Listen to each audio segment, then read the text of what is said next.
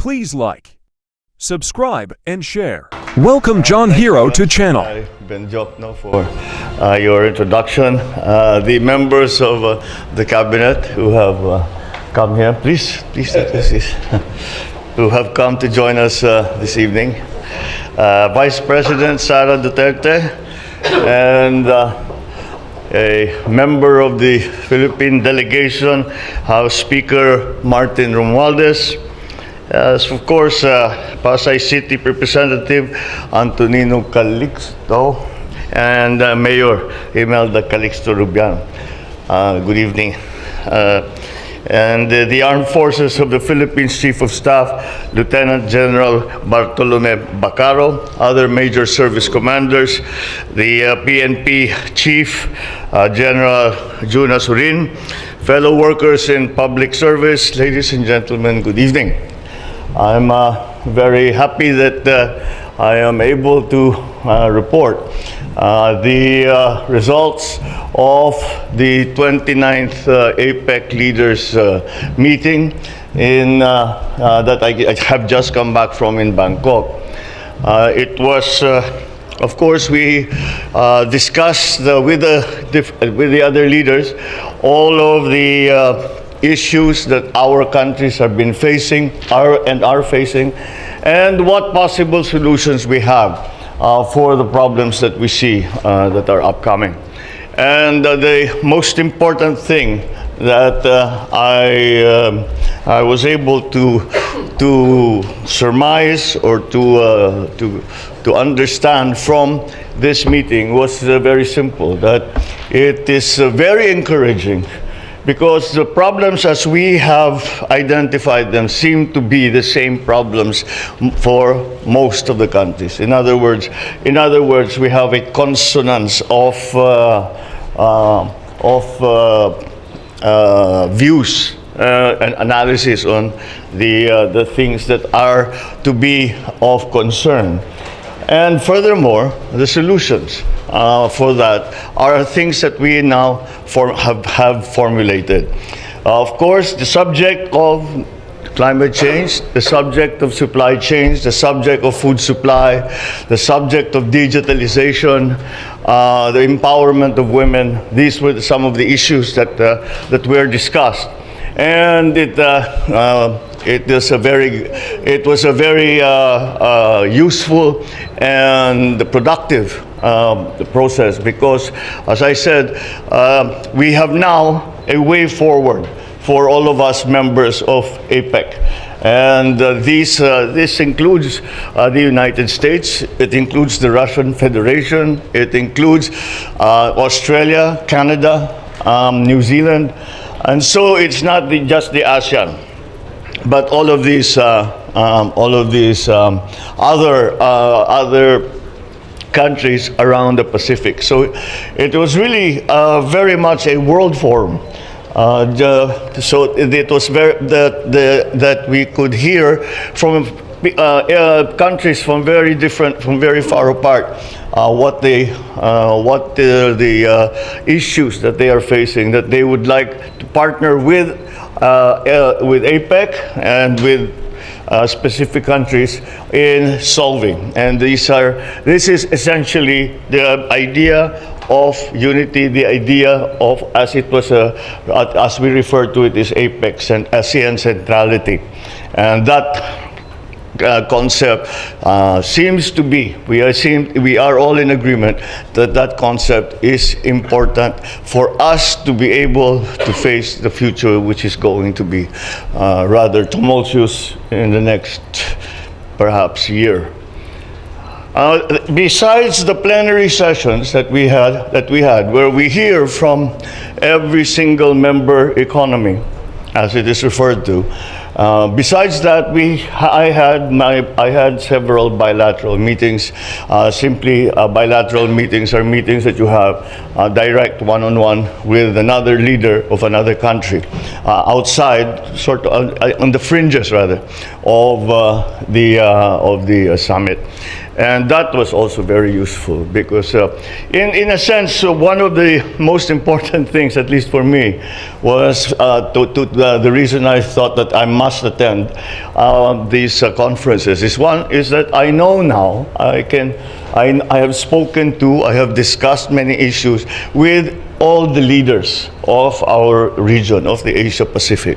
So that is they now know me, and they know what I'm about. We have discussed things. They know what the Philippine position is on several issues, and the bilateral meetings that are held on the side of the actual summit, the bilateral meetings are for us to forge stronger relations with different countries, up to, as I said, once again, France. President Macron was there.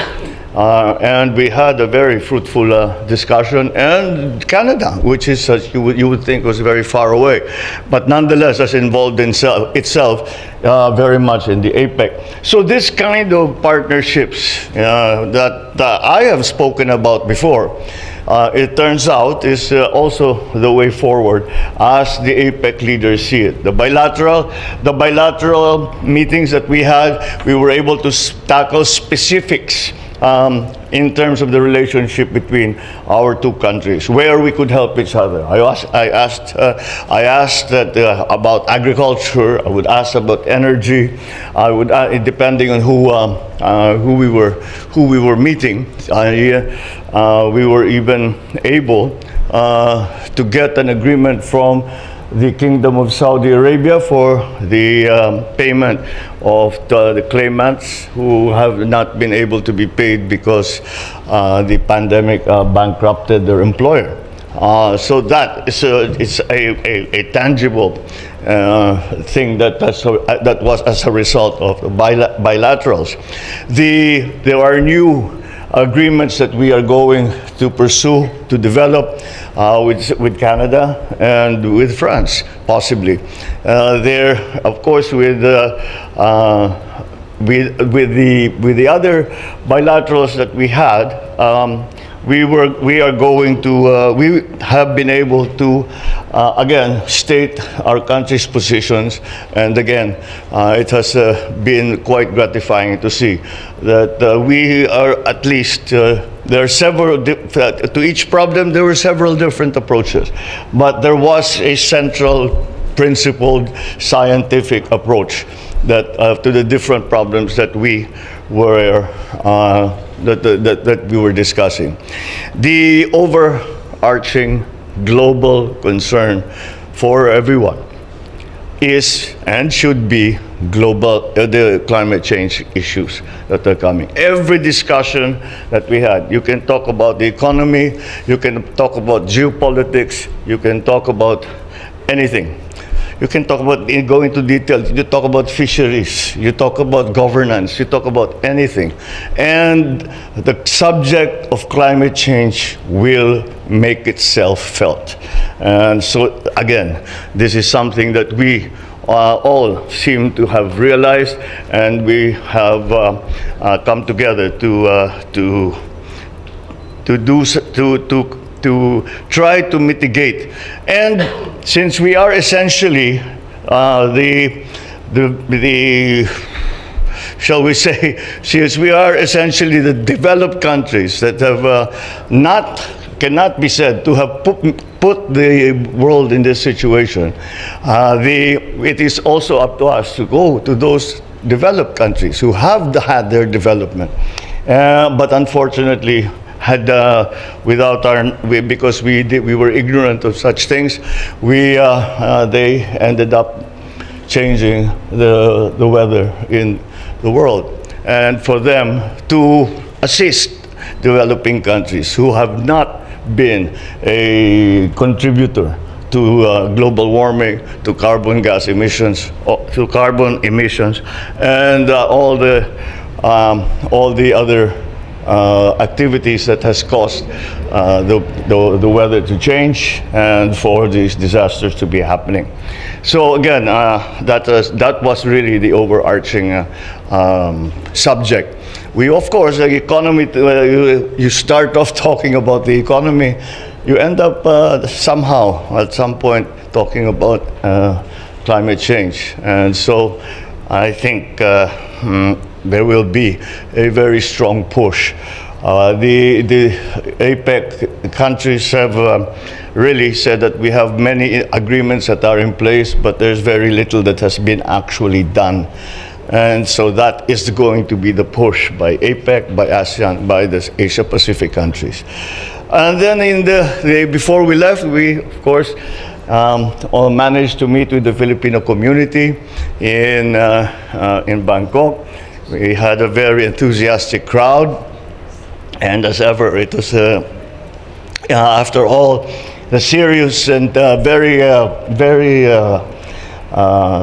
important discussions, it's always a breath of fresh air to spend time with fellow Pinoys around the world. So that essentially, these are the broad strokes of the trip that we have just come back from. And there's much that we can start to develop because some of the bilaterals were with private corporations. We were entertained by private corporations who want to invest in the Philippines. So those are the things that we have to follow up. We have much to do to play our part in APEC, and we will undertake all that so that we will contribute to the success of this region, because the ultimate, in terms of the economies, the ultimate aspiration is for the APEC region, Asia-Pacific region, to return to its old role as the driver of the global economy. And if we do all of the things that we are planning to do, that will come back again, and we once again will be at the forefront of the global economy. So that is what we are working towards, and that is what we had tried to develop in Bangkok. Thank you very much, and good evening.